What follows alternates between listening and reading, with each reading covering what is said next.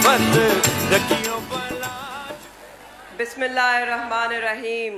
अस्सलाम वालेकुम मुल्तान।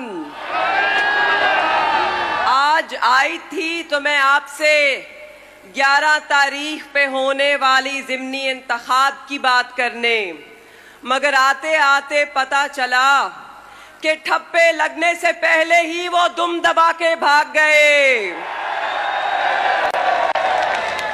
तो फिर माने या माने, बल्ला तो चल गया। आर हुआ पार हुआ, तीर का टुकड़ा 4 हुआ। मगर जब भी आएगा इंतखाब, क्योंकि इंतखाब तो आना है, चाहे ज़िमनी हो चाहे जनरल हो, जब भी इंतखाब आएगा मेरा एक बहुत मुख्तसर सा पैगाम है आपके लिए। ये इंतखाब नुमाइंदों की जंग नहीं, ये इंतखाब खानदानों की जंग नहीं, ये इंतखाब 2 जमातों की जंग भी नहीं, ये इंतखाब जंग है तो 2 नजरियों की जंग।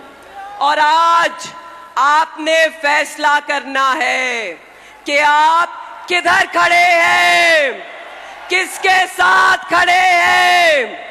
क्या आप उस आदमी के साथ खड़े हैं जिसने हुकूमत कुर्बान कर दी मगर आपका सौदा नहीं होने दिया, या आप उन 13 जमातों के साथ खड़े हैं जो वादे करते आए थे महंगाई मुकाने के, मगर आज जब आप दुहाई देते हैं तो कहते हैं एक रोटी के 4 टुकड़े कर लो। किसका साथ देंगे आप? कैसा पाकिस्तान चाहते हैं आप? बस ये फैसला है।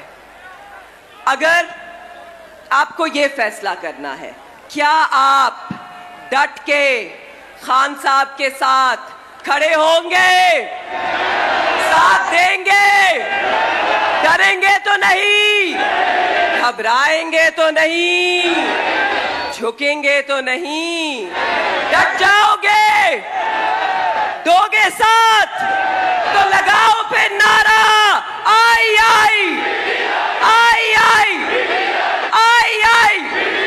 कौन बचाएगा पाकिस्तान?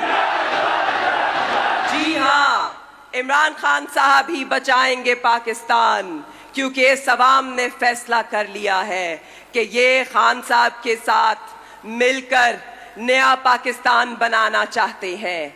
इन्हें बिलावल भुट्टो साहब का वो डूबता बिलखता सिसकता पुराना पाकिस्तान नहीं चाहिए, जिसकी दुहाई सुनने वाला कोई नहीं।